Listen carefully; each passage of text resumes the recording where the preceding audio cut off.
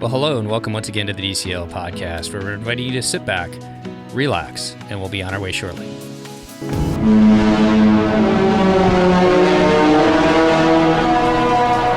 Well, welcome back to the DCL podcast, your podcast to cruise a little smarter. I'm your host, Lake, and I'm joined by my co-host, Christy. Christy, how are you today?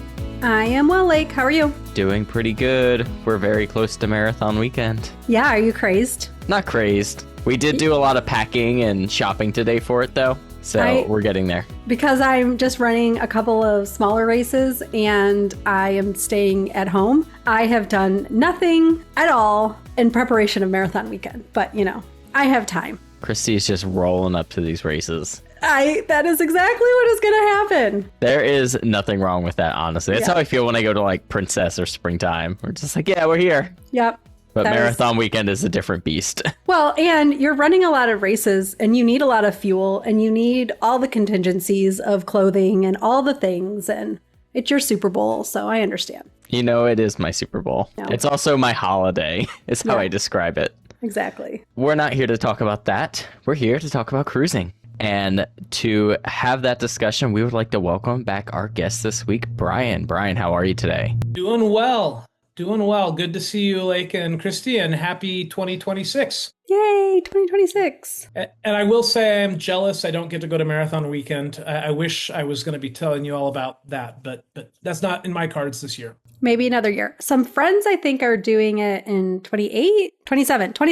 So maybe that's a year to come back. Maybe so. We do love all our cruising friends who are also Run Disney friends. But let's get into this episode. We are not going to do quite a traditional trip report because we have some hot takes to talk about here. Bryan, first off, you are not alone on this episode. No, I am not. I have my longtime fellow podcast listener and cruising buddy, my daughter, Kinsey, who's going to join us for this episode. Say hello to everybody, Kinsey. Hello there, everybody. All right. Hello, welcome. Well, Kinsey, your father is very well frequented to the podcast, but you are not. So why don't you just tell us what your favorite ship is and what your favorite itinerary you've sailed is. Oh, that's such a hard question. My favorite ship is probably the Fantasy. I just have had so many fun experiences on the Fantasy, and a lot of the longer cruises we've done have been on the Fantasy, so it's just a ship I'm very used to. But favorite itinerary has to either be the European itinerary we did over the summer was so epic, or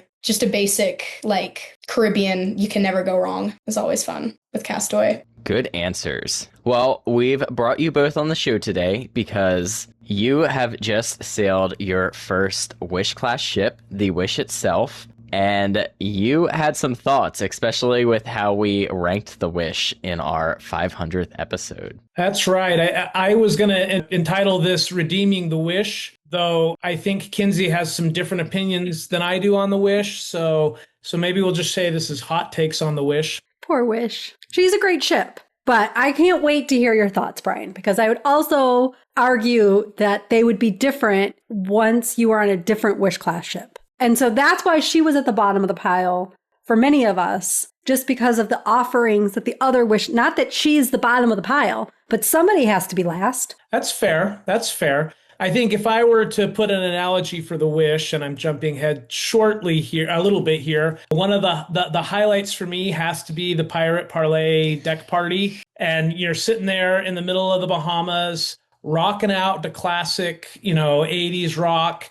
And you think about an 80s rock band, and they've all made some questionable choices. And sometimes they're a little eccentric, but they know how to rock. And I think that would sum up the Wish nicely. No, you're 100% correct on that. Definitely eccentric. I would agree with that completely. Well, why don't you tell us what led you to booking the Wish and what sailing you did book? Yeah, so the Wish has been long on I'm probably not going to get around to cruising on her for a while list for a number of different reasons. But after our European sailing, we had the opportunity that we could make a sailing over fall break work. And we were there were a couple options that might have worked. But we were like, why don't we do the Wish? Because we've never been on the Wish. And the dates worked over fall break for us. And the opportunity was there. And we had some airline miles we were going to be using. So I didn't feel so bad about flying all the way to Florida for a 4-night cruise. And so the stars aligned and we said, let's do it. It was also a little bit of a unique trip. If you've heard me talk before, usually I've got 4 kids, and so there's 6 of us that normally travel, but one of my kids had a school commitment and couldn't go, but wanted us to go anyways. So we were traveling as a family of 5 this time, which gave us the opportunity to try some different accommodations on board as well. And so everything just kind of lined up to let us do this unique opportunity cruise for us. Well, then before we even get aboard the Wish, what were your pre-thoughts about the Wish and the Wish class? I think going in, I had heard all of the Wish has gotten a lot of negative feedback when it came out. And I hadn't actually looked at a lot of the videos and things in depth because I just didn't anticipate sailing the Wish anytime soon. But after we realized that we were going to book this, and this was kind of a last minute-ish cruise for us, because usually we're booking on opening day, and here we booked this cruise 70 days out, which maybe that's not super last minute, but for me it was. I started looking at the videos and started getting really excited. I was like, oh, this is a new ship. We're kind of tired of the typical restaurants and menus. This is a chance to try something new and have a chance to try new food, try new activities, new shows. So I was really excited for all the new experiences. What about you, Kinsey? I was excited about the Festival of Foods. I'm going to be so for real. I watched videos on that and I got really, really excited about that because I sometimes get very sick of the typical pool deck food. And now I could have Mexican food whenever I wanted. And that was wonderful. No, that is an absolute wonderful improvement to the Wish. And now there's Ramon's or whatever we're calling it on the other ships. It's not the same. It's not Donald's Cantina. It's really hard to beat Donald. It really is. I know he's your main duck, but he does have a good cantina. I'll give him that. Well, you fly to Florida and you get to Port Canaveral. What were your first thoughts seeing the Wish compared to the other ships? I know they all follow a pretty similar silhouette, but Wish class ship is a little bit different, just a touch bigger than the Fantasy and the Dream as well. I was impressed. It was very clearly a very beautiful ship, very large ship. The other thing right now, if you go on the Wish out of Port Canaveral, there's a decent chance you're going to be going out of the second terminal that Disney's using there. So it was not the traditional Disney terminal. So that was also a new experience for us. I'll also throw out there, we stayed in Port Canaveral the night before, which we had never done before, which I kind of liked. It was kind of fun. I got up and went and ran at Manatee Park that morning and got to see the Wish. My first view of the Wish was from a distance. As I was running around Manatee Park, it was kind of in the background. And I was like, whoa, that's a good looking ship. So I was really excited when we actually pulled up to see her up close and get on board. Where did you stay pre-cruise? We don't talk about staying in Port Canaveral very often. We stayed at the Spring Hill Suites that's right there in Port Canaveral. It was super convenient, very much a cruise hotel. I think everybody I saw in the lobby had tags on their luggage from one cruise line or another. But it was a nice hotel.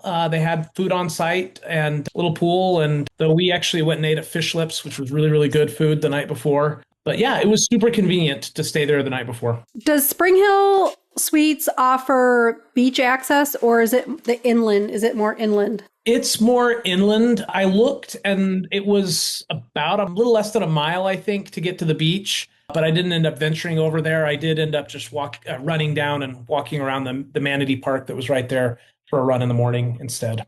And then how long did it take you to get to the port in the morning? 10 minutes, maybe 5 minutes? Super close. That was close. So that's better than the beach, because if you're at the beach area, it is a little bit longer of a commute in to get to the beach. We did do an episode. You can look it up. Lake has made our website very fancy now, where you can do a search and you can look up where to stay before your cruise. And we discussed staying at the port or at the airport or at Disney's. So that would be a good episode if people are interested in more information about that. And we actually did do that. We flew in and we stayed a night in Orlando so we could do some character dining. And then the next day we went out and stayed the night before at the port. That's the one con to going right from the airport to the port. If you have a later flight, it's a little bit of a drive. So that's why we split it up. But I definitely, if you don't have a reason to stay in the Orlando area, or you get in earlier, you're staying a couple nights, being the night before at the port is so convenient because you don't have to worry about any traffic or accidents on the bridge or anything like that in the morning. You just get up and you're right there. On the topic of character dinings, I do think this is kind of a cool magic moment that we did this trip a month before I turned 18. And so it was kind of my last, for lack of a better word, childhood trip. So what I decided to do is our first night, I got a autograph book, my first autograph book since I was like probably 10. And I got all the characters' autographs. And then I asked every character what their advice for being an adult was. And I got some really funny and fun answers. So that was just something cool. I love that. I love it. Well, you wake up, it's embarkation morning, and you get to embark on the Wish, a brand new class for the first time. What was that experience like for you both? I thought it was interesting. The Magic was important at the same time as us, and I had some friends that were going to sail on the Magic, so we got to kind of talk about differences between the two ships and kind of leading up and during the cruise we were keeping in contact. And because it's been so long since we've been on the Magic, it was interesting to get on a new ship, that's for sure. I thought it was pretty cool to walk right in and be in a new ship, but yet feel like it was still Disney. The Grand Hall there is pretty impressive.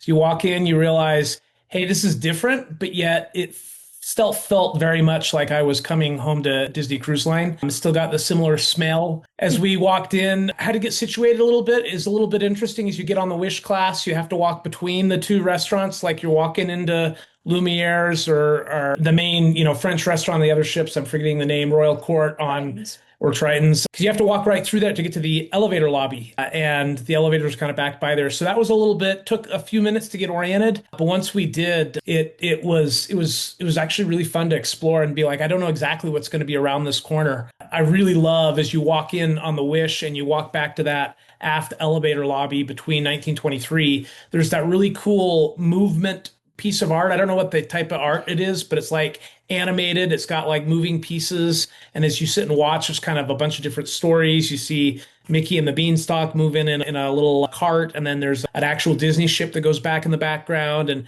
as you sit and watch, it's like this rotating, moving art sculpture. And it's super cool, which just kind of set me off for how cool all the artwork was aboard the Wish. Did you do the Art of the Theme show, whatever we're calling it, Making of the Wish tour on that ship? I did. And it was really worthwhile to do because there's a lot of little hidden details that you won't immediately notice on the Wish if somebody doesn't clue you into them. I think that's true on all the ships, but if you've been on the other ships, you kind of do one tour, you kind of know how to look for it, but a lot of the thinking is different on the Wish. And so even little things like, what is Luna and why do they have a lounge named Luna and why does it kind of look familiar, but I don't know why. And then I'm like, oh, they explain it's styled after the Globe Theater from Shakespeare. And once you kind of connect that, you see it, you're like, oh yeah, that theming is really cool. But there's some things like that where if you don't take the tour or have somebody tell you, aren't necessarily obvious on the Wish. And that is, I believe on the Wish, it's called the Making of the Wish or whatever the Wish class ship would be. There is no charge and you can sign up for it. Once you have access to the app on the first day, it's usually offered twice. A different cast member does it. So honestly, each tour would be different, but most people would just go to it once. They'll give you one of those earpieces to put on and you'll walk around the ship with the cast member from usually entertainment that is assigned to it that particular day. But yeah, there's always some really good discussions. Like they'll talk about the chandelier and they'll just talk about the carpet and just different things. It's a really good tour. It is. And that is a good call out. Somebody, maybe it was in the Patreon group, said something to me ahead of time because I'm used to the Art of the Theme tour just shows up on the schedule and you just meet somewhere. This you actually had to go opt into in the app and reserve what time you wanted to be there. I don't know that it actually filled up. I didn't check, but you did have to actually sign up in the app and go look for it. It didn't just show up on the general schedule if you hadn't reserved it. Well, let's keep going with the compare and contrast. Let's jump into staterooms real quick.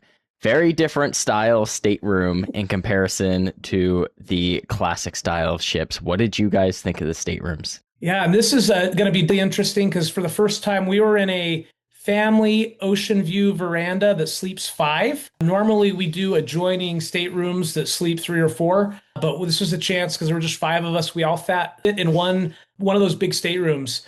And it actually worked out really well. I was a little nervous how well will a family of 5 fit in one of those staterooms, especially when you have teenagers, especially when you have 2 teenage girls and a wife with you, and you only have one split bathroom. But it actually worked out really well. I thought that those rooms are nice. They're very bright. And so I think it helped not feel claustrophobic because they are so bright and open and airy, just with the color palette and things they use. We had a Princess and the Frog room, which is one of our favorite movies, and having that artwork was really, really cool. I really liked it. The one interesting thing, we had mixed feelings about the shower because now they have that shower door, and it made it a little bit harder the way those showers are to hang a bunch of swimsuits on the line. And so that was our con. We kind of liked the other shower for that. If I wasn't trying to hang things on the line, it's nice to have the glass shower door. But if you are, it's a little bit more awkward in that setup. You are the only person in the history of this podcast to ever make that hot take. So I disagree with that. You disagree? You like the new shower better? I like the shower better. it's 1,000% better, Bryan. My wife had the same opinion. We were both like, oh, with the hard glass shower and trying to hang swimsuits, it makes it a little more awkward. So we both had that conversation. But maybe that's because we're old parents. Second hot take, you can also just walk to the spa changing room and they have a swimsuit dryer. Oh, they do? Yeah. Oh, that's good to know. So many different takes on this episode. I will agree with some of the comments about storage, though. Storage on the Wish class is a little bit different. We found spots for everything, but they're not in drawers. Because there's not a drawer to be had. There's like a drawer. Here's your one drawer for your family of 5. Enjoy. And in that one drawer, I left a curling iron on the ship. So the one drawer. Did you fill out the form? We did. We got an email that they were looking, but yeah, they didn't ever find it. I have had the form work one time and I've had it not work another time. Well, and many listeners might remember about the pirate ship that was left in my favorite reusable shopping bag in the stateroom, and that just mysteriously disappeared. So take it back on track. Let's move up to the pool deck and talk about some differences in the pool decks and what you both thought of those. I liked how there were a lot more pools. I think that pools tend to get really crowded on the older ships. And as a person who likes to just relax in the pool, who at the time was not 18 and could not just go relax in the pool away from children, I liked that there was more space. That pool's not that big. You weren't going to relax in that pool if you were, just in case, just so you know. And if you're on, when you cruise the spoiler, the Destiny later in life, then, or at some point, another Wish class ship, yeah, that pool's not going to be so relaxy and big. It's usually very loud. Good to know. Good to know. Well, I will second, I liked all the smaller pools because I don't ever get in the big kid suit pool on the older ships. But the fact that there were smaller ones, it was much easier to feel like, oh, I'm just going to slip in there and relax for a little bit. Because you could often find one, especially at not peak times, where there wasn't a bunch of people in it. And that made it more comfortable. And I love that they're situated around funnel vision still. So you can sit in there and watch funnel vision, but you're not all stuck in one big pool that just feels overcrowded. So I'll give that a hot take. I love that. I also quite liked the AquaMouse. Some of you have heard, I have a tradition with my other daughter. On these Halloween cruises, we try and ride the AquaDuck 13 times in a row during the Halloween party. It's kind of this tradition that's developed. And so we did the AquaMouse 13 times in a row during the Halloween party. So I rode it a lot, and we didn't have to even get off, which was awesome. There was no getting off and running up the stairs. They just let us stay on the conveyor belt because there was no line during the Halloween party. And there's so many little Easter eggs on the AquaMouse. I think you have to ride it enough to catch them, but there are some really cool little Easter eggs. They've got numbers on like the radio and stuff as you go on, and they're the whole numbers of the Wish class ships. And there are some other little Easter eggs as you ride the AquaMouse. So I was a bigger fan of the AquaMouse than I expected to be. I love that. Kinsey, did you ride the AquaMouse? I did. I unfortunately did not ride it 13 times in a row. I am not that big of a fan of water rides, but I did ride it. And honestly, I didn't think of it as better or worse than the AquaDuck. I think it was pretty even in my opinion. I liked them both. I liked the screens as you went up were really cool. The immersive features as you're going up the hill were pretty cool. I'm pretty sure I hate those immersive features. Yeah, and I was really shocked to like it as much or if not more than the AquaDuck. It is not quite, the AquaDuck has a slightly higher thrill factor, but in overall enjoyment of the ride, I think the AquaMouse actually won for me. Well, let's keep moving around the ship. and we can head back indoors and discuss some of the other theme spaces. Like, overall, what were some of your favorite theme spaces on board, and how does that compare to like other favorite spaces from other ships? I really liked the Bayou. What do they call it? Lounge area. I thought that was really well themed. I really enjoyed that. I also got the opportunity to sing in there. That was cool. That was a whole thing. That was cool. I really liked the theming in there. It was like just a little pocket of theming as you're going down the hall. It was really fun. I'll second. I like the Bayou. It does feel weird to me. This is the weird eclectic design choice of the Wish, is that there's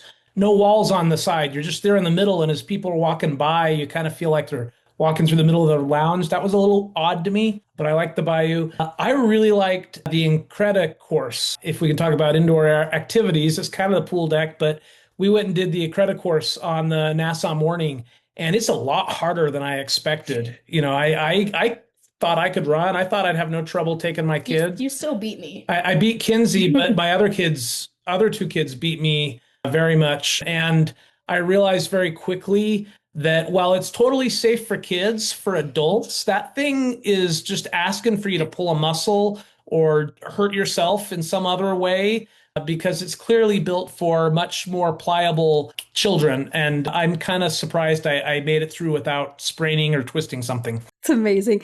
Definitely children have the advantage. The smaller, they can get through things. They're more Gumby-like bodies. It is definitely, the children always seem to win against the adults because they could, they're so small. They could just get through everything easier. It is a fun and unique offering, though, on the Wish class ships. For sure. It really is. And for listeners who don't know, the Incredi course, it is like one of those blow-up bounce houses that adults usually are not allowed in, but it's an obstacle course version where you get to race through and then climb up and go down slides. And so if you're an adult who's always wanted to go play on the bounce houses and usually they don't let you, this is your opportunity to do it and run a race and try and beat your kids. Just be prepared that if you're old, you could sprain something, but it's a lot of fun. Also, I think the utilization of that space with the the sports deck being indoors and enclosed, and then being able to do these additional activities on that space is a big plus on the Wish class. Kinsey, did you go in there at all as part of the Vibe? I didn't go to Vibe on this cruise. Oh, okay. It was just so short, and it was a new ship. I just wanted to try and do as much as I could with the newer stuff that I hadn't. Did you and your siblings play in any of those, like air hockey or any of the other things that were available up there? I think we played ping pong, but I don't think we spent that much time up there. Yeah, we all did the Incredi course though, but I don't think we may have played like one game of ping pong up there. And one call out on the Incredi course, because it does seem to be pretty consistent. Nassau morning is when it's available on the Wish, and it opens pretty early. There was a pretty decent line. It is something that if you really want to do it, especially if you're trying to get off the ship in Nassau too, you want to go get there early.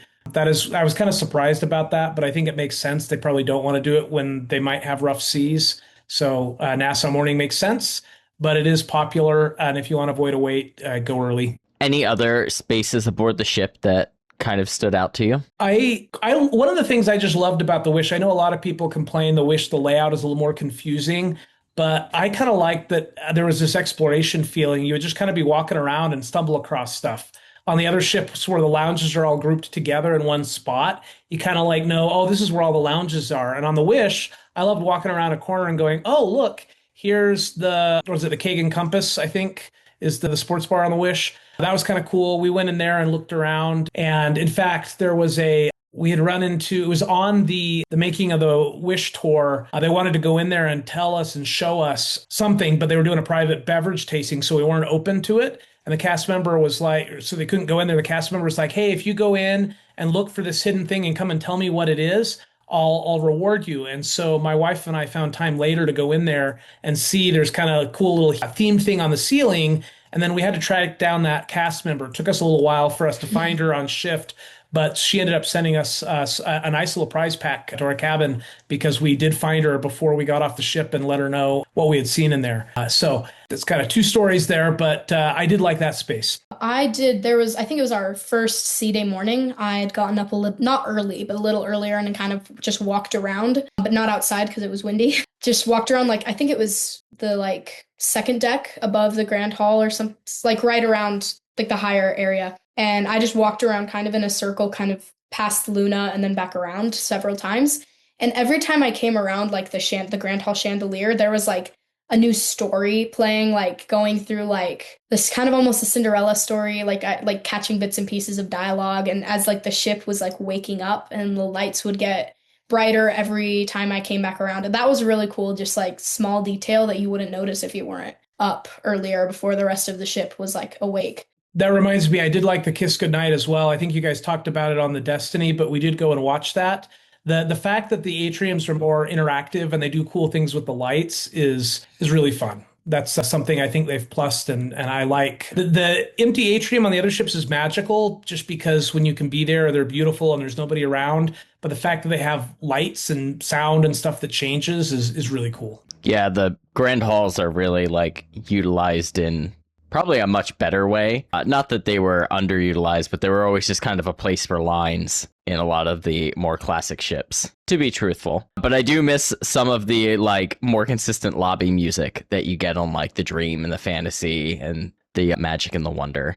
I do find that sometimes to be lacking because that space has kind of moved to the Bayou for that live music. Yeah, I do love we've really enjoyed the live concerts in the atrium on the other ships. That is a miss from the Wish. Were there any activities that were unique to the Wish that you did? We already talked about the Making of the Wish show, but was there anything else you did that would have been exclusive to the Wish that stood out to you? I don't know if it's on the other Wish class ships, but they have the Villains game show on the Wish, which I've not seen on any of the other ships. I think they need the big screen in Luna space to do it because it's kind of like a Hollywood Squares with Disney villains. And it was hilarious and awesome and one of my favorite game shows that I've seen on any of the Disney ships. And that they really hit it out of the park with that one. Yeah, we stumbled upon that on the Destiny. And so I'm glad that it's on other ships. That's great. Let's actually go into the shows, evening entertainment. So we talked at least about the one game show. Was there other sort of shows in Luna or other entertainment that you guys did on board? Aside from the Villains show, the other main entertainment we did go to the main stage shows, all three of them. I think Christy's going to hate us, but we were not fans of Seize the Adventure. Boo! It felt like a Disneyland little show that you could go watch, like Mickey and the Magical Map. It did not feel like Broadway quality. Like you get 3 not full length, but 3 hour-long Broadway quality shows on the other ships. And on the Wish, you get this little half an hour thing that just didn't meet the bar of our expectations. And yeah, I mean, it's cool. You get Goofy and Minnie up there singing a song, but the plot line did not make sense. And the plot line was fantastic. It didn't meet the bar of what I was expecting. We'll leave it at that. Yeah, I did not like that one either. The talent was wonderful because all of the casts are always wonderful. But again, the story missed for me. I didn't feel like there was a cohesive plot line that I could follow. It kind of felt random. Well, it is very random. It's the random show. But the overall theme of it is Goofy, seizing his day, basically. And how does that chorus go? I can't think of it right now, but he's got to go out there and prove to himself that he can do it, and he does it. That message is great. Goofy seizing the day and being successful. That's a great message. It really does feel like a live action version of the new style Mickey Mouse shorts, where if you watch those, they are a little bit random and they are a little bit different, and it just didn't hit like the other Broadway shows we're used to. So I think that was, I don't know, we'll watch it again the next time we're on a Wish class ship, and maybe with different expectations, we'll enjoy it more. What did you think of The Little Mermaid? I don't know. It didn't hit my expectations as much either. I mean, I love The Little Mermaid, but it's just such a hard show to fit into an hour. And that was just I wish it could have been longer, and then I probably would have enjoyed it more. But it felt like there was a lot of skipping since they were fitting it into 1 hour. I will agree. I think it's staged very well, the way they do all the puppets and like the staging. I really liked that. It just kind of ends very suddenly. Like it's like they're going along and they're like, oh, we're out of time. We're going to just throw this random plot twist to wrap it all up with a bow. And you're like, whoa, that came out of nowhere and doesn't match the movie, which is fine. It can be different. But I think you guys commented on your review of Hercules that it felt like they had cut a lot to squeeze it in, and some of the cuts were weird. I think that's the same sort of thing with Little Mermaid. It's just they're trying to squeeze it in, and it's worth seeing because it is so well staged, but it just ends weird. The tech was incredible. I absolutely loved the special effects and the sets and the costuming. It was beautiful. Yeah, some of the newer shows just feel a little bit rushed, which is weird because some of them, like I think Frozen and Tangled on the Magic, like both of their pacing like feels right where it should be. But yeah, I agree. Like Hercules felt a little bit weird. Little Mermaid feels very weird. It's unfortunate. Aladdin, though, was so good. And we've seen Aladdin on the fantasy many times and like it, but I felt like the stage tech and special effects is up a notch on the Wish. And we had the most incredible cast for Aladdin, especially the genie. I think it was our favorite production of Aladdin that we've seen. So it ended, the main stage shows are a huge draw for us. We're a big theater family, and it ended really good with Aladdin. So that was good. All right, so probably one of the biggest differences in a Wish class is you have 3 entirely new rotational dining restaurants. What were your thoughts on those, especially compared to the old menus that you said might be growing a little old for you? And what were some highlights from those meals? I was just wowed at how nice all the restaurant spaces are. The theming, 1923, is just, it's so cool to have all those artifacts in the cases. And the food there was just really, really good. So I think that was probably my favorite meal in terms of food was 1923. I don't think that's a surprise to either of you. I really liked the Arendelle show more than I thought I would. I thought that was really well done. We happened to have a pretty good table for it, but the entertainment in Arendelle was really good. The mains and the entrees in Arendelle were pretty good. I liked them okay. The desserts, though, sounded really good, and they all fell flat in Arendelle. I was disappointed with the dessert menu for Arendelle. And then for me, I really loved the Marvel restaurant. We were also there on Pirate Night, so we got to be there twice, and that's a cool place because they do fun things with the screens. And I really liked the Marvel restaurant quite a bit. That whole experience for me was great. I do agree it's maybe not super repeatable, the show, but we actually liked the food quite a bit and overall enjoyed the ambiance. I don't know. You feel differently, Kinsey? I agree with you with all of that. One unique thing for us, because we were a family of 5, we were seated with another family of 3. We've never shared a table before. That was kind of a fun experience. A little awkward at first, but then by the end, we were talking and enjoying each other's company. And it's always fun to meet new people. It's one of the fun things about cruising is getting to meet people from all over the world. What about food from around the rest of the ship? That is where the Wish really shines. I felt like even Marceline Market was upscale for me at lunchtime. I wasn't as happy at breakfast. At breakfast, it felt like the variety was lower than the other ships. But at lunch, I really loved, they had the tiki masala there. And I just felt like the lunch offerings at Marceline Market were really good. I also kind of like the layout of the restaurant. There's one of my all-time best cruise tips came from this podcast, with the fact that there's kind of the hidden space as you go into Marceline Market, and there's the hand washing stations. You can do like a U-turn, and there's kind of like a hidden seating area back there. And I had heard about it, and it was never busy. And we kind of had our reserved table back there that was always available. So shout out for the podcast for that tip, was really useful. But we loved that. And then Festival of Foods is incredible. There's so many options because you can go up and get a tray from Mickey's Smokestack Barbecue, and then you can go get something from Donald's Cantina, and you can mix and match, or you can go get some fries from Goofy's Grill, and then go get brisket from the bar. Like, there's so many combinations, and the sauce The number of different salsas on the salsa bar and different types of barbecue sauce just like give you so many flavor combinations. That was my biggest thing, is there wasn't room to try every combination I wanted to try from Festival of Foods. So I really like that. And yeah, 100% think the food is up leveled on the Wish. I liked Marceline Market okay. I didn't love the breakfast. I feel like there wasn't as much variety, which is what he was saying. But the one thing, this is kind of a weird hot take, but as you're going down the buffet line, they have like the kids section, which was just, but it was lower and it was all just like the chicken tenders and fries and stuff. And I felt like having that lower was great for the kids. But then as me, who pretends to be a kid, I felt weird going up to get to the kids counter to get my chicken tenders and fries, because there was like the whole line of kids and then there was just me. But other than that, I mean, I did enjoy, and Festival of Foods was incredible. I loved getting my little cantina burrito bowl, and the mac and cheese at Smokestack Barbecue was so good. And yeah, I enjoyed it. You can own up to the chicken fingers and fries line, because I will be right there with you. I was going to say, I went there too. And that's where you get the Mickey Churro waffles at breakfast, is in that station. I'll second the mac and cheese. Yeah. That's back where that's what on our sailing, all the waffles and pancakes were there. I don't ever eat off of the regular line, so I don't always know where things are located. But so that's shocking to me, because, my allergy food has to come from the kitchen. So, okay. The other hot take, I'll give you loaded mac and cheese. Go get mac and cheese at the barbecue and then put brisket or pork on top of it. And then maybe some salsa from Donald's Cantina. It's a nice food trick.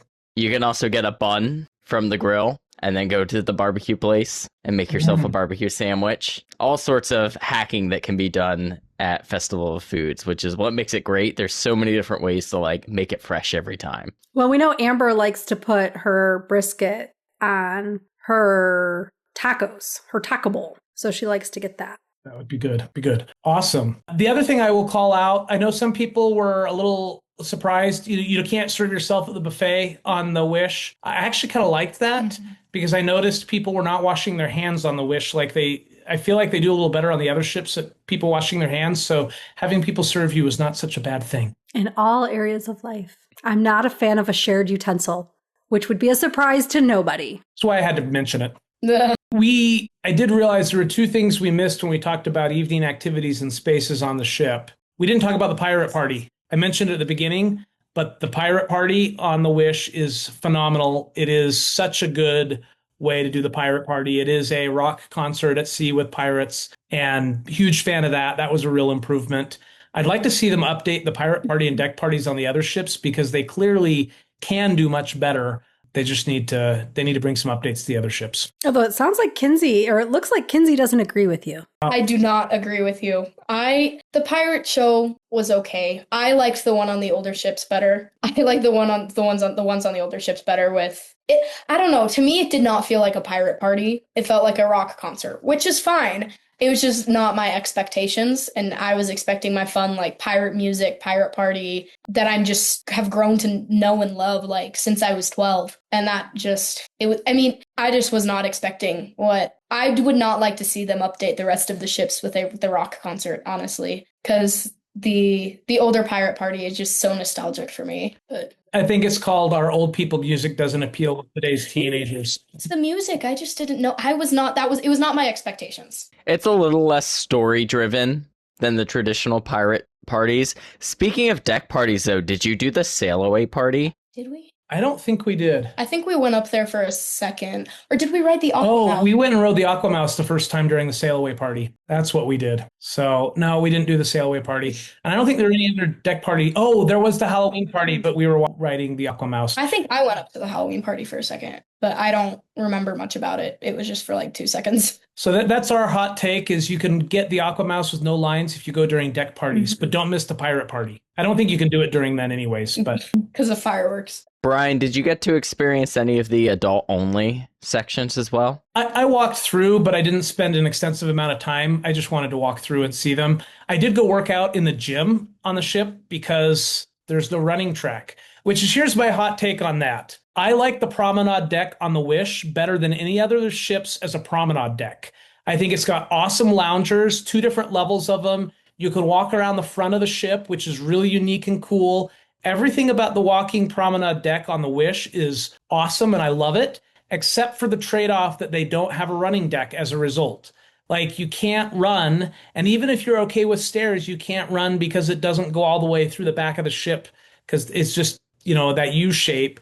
And the stairs are steep enough that running up them isn't super comfortable. So that was kind of my hot take. I expected to hate the promenade deck because I couldn't run on it. And instead I was like, oh, they did some really, really cool things. I just hate the trade-off that then there's nowhere to run on the ship unless you go to the gym, which is a nice gym. But let's face it, treadmills are not I don't like treadmills as well as running laps around the ship. So that's my trade-off there. One thing I liked about the promenade deck was that we discovered one night it was when we were getting ready for the Halloween night and getting in our costumes, we had the bridge camera on our TV. And that was the moment we discovered that the front of the promenade was visible on the bridge camera. So naturally I had to run all the way down there and wave from the front of the ship. And we have it on camera video or a phone video of me coming around the front of the promenade and waving. That's hilarious. Kinsey's DCL claim to fame on the bridge camera. Yep. Well, was there anything else about the Wish that stood out to you in comparison to the other ships?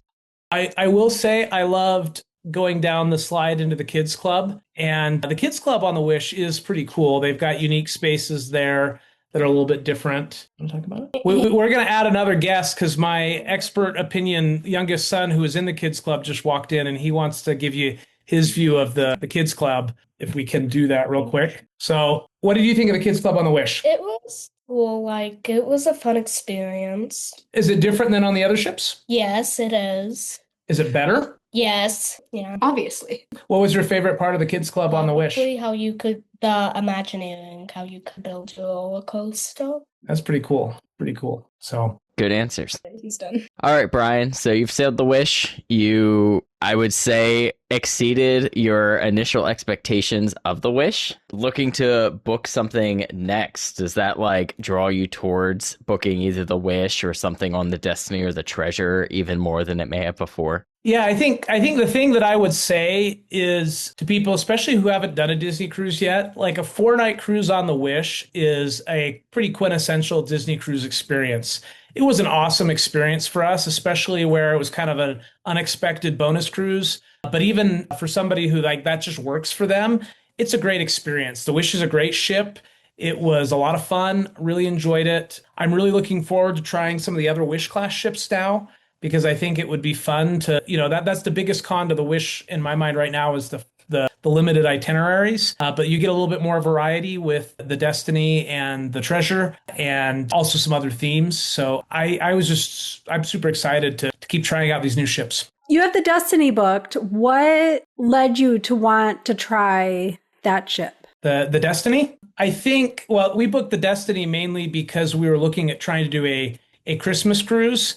And when we looked at the different options for the Christmas cruise, that was the most feasible. One of the nice things about the Destiny, I think, in comparison to the other Wish class ships is if you look at pricing right now, you can get some decent deals on the Wish, but the Destiny, for being a brand new ship, is a little bit less than the usual premium because it's out of Fort Lauderdale. And if you're coming across the country, flying into Florida anyways, flying into Fort Lauderdale, you've got really two easy airports. You can fly into Fort Lauderdale or you can fly into Miami. And you could also fly into Orlando and get there. That's not super easy, but it's not undoable. So I think for people who want to try a Wish class ship and maybe not the Wish, the Destinies is an awesome option, especially if you're not already local to Port Canaveral.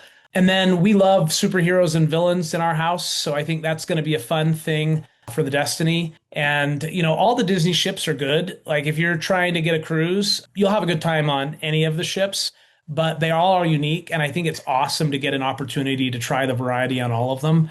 And so we're looking forward to trying other restaurants and other shows. And especially after hearing your review, I think the Destiny is going to be a fun ship. Yeah. And that's a really good point about looking at Fort Lauderdale as a port for people coming from places other than Florida. Because I just priced out for a client today a spring break cruise, and it was $1,500 cheaper for a weekend cruise, maybe even almost $2,000 cheaper for a weekend cruise out of Fort Lauderdale versus Port Canaveral, and their airfare was cheaper by several $100s a person.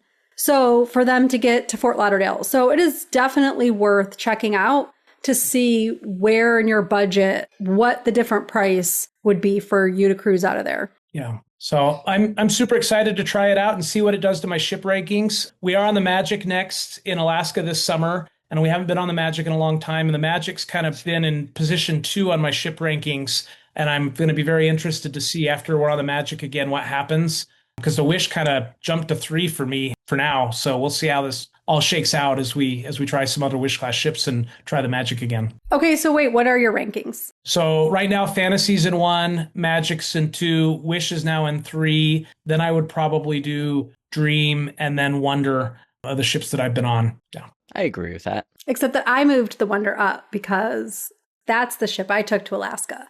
And it was just, and the Panama Canal. And they were just such amazing, wonderful sailings that made her beat the Magic for me. I think it is hard sometimes to separate the experiences and itineraries you have from the ship. The problem I have with the Wonder is just I don't like the show selection on it as well. And it doesn't have a cool water slide, which I'm a fan of water slides.